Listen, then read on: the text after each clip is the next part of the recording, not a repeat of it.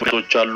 የመጀመሪያው ጀነራል ወደ አዲስ አበባ ተጉዘው የነጻድቃንና የፌዴራሉ መንግስት ጥምረት እንዳይቀላቀሉ ለማድረግ፣ ሁለተኛው ደግሞ ጀነራል ታደሰ ወረደ እጅ ላይ በርካታ የህወሓት ወታደራዊና ፖለቲካዊ ሚስጥሮች መኖራቸው ጀነራሉ ካመለጡ ድርጅቱ ሙሉ በሙሉ አደጋ ላይ ሊጥሉ የሚችሉ መረጃዎች ይፋ ይሆናሉ በሚል ፍርሃት እንደሆነ ጋዜጣው በዘገባው አመላክቷል። እስካሁን ድረስ ከህወሓት ወገንም ሆነ ከጀነራል ታደሰ ወረደ የቅርብ ቤተሰቦች አካባቢ ስለተባለው እገታ የተሰጠ ይፋዊ ምላሽ የለ።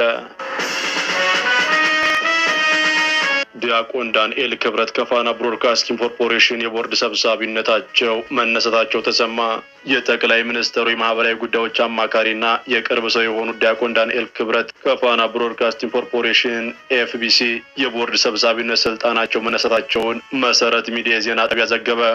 እንደ ዘገባው መረጃ ከሆነ ዲያቆን ዳንኤል ክብረት ከተቋሙ ሰራተኞችና አመራሮች በተነሳባቸው ተከታታይ ቅሬታዎችና አለመግባባቶች ምክንያት ከቦርድ ሰብሳቢነታቸው እንዲነሱ ተደርገዋል።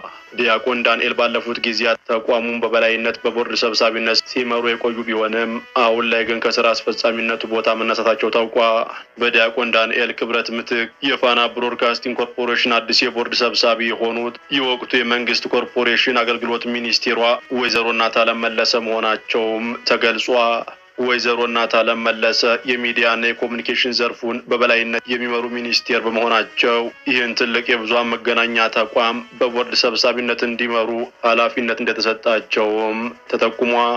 ይህ በእንዲህ እንዳለ ማህበራዊ ሚዲያዎችና የፖለቲካው የውይይት መድረኮችን እያነጋገረ ስላለው ስለዚህ ድንገተኛ የስልጣን ሽግግር ከተቋሙ ከፋና ብሮድካስቲንግ ኮርፖሬሽንም ሆነ ከመንግስት ኮሙኒኬሽን በኩል እስካሁን የተሰጠ ይፋዊ መግለጫም ሆነ ማረጋገጫ የለ። በኢትዮጵያ ያሉ ሁሉም አሽከርካሪዎች በቴክኖሎጂ የታገዘ አዲስ ፈተና እንዲወስዱ ተወሰነ። በሀገሪቱ እየተባባሰ የመጣውን የመንገድ ትራንስፖርት አደጋ ለመቀነስ በአሁኑ ወቅት በስራ ላይ ያሉ አሽከርካሪዎች በሙሉ በዘመናዊ አሰራር ብቃታቸው ድጋሚ ሊመዘን መሆኑን የትራንስፖርትና ሎጂስቲክስ ሚኒስቴር ይፋ አድርጓል።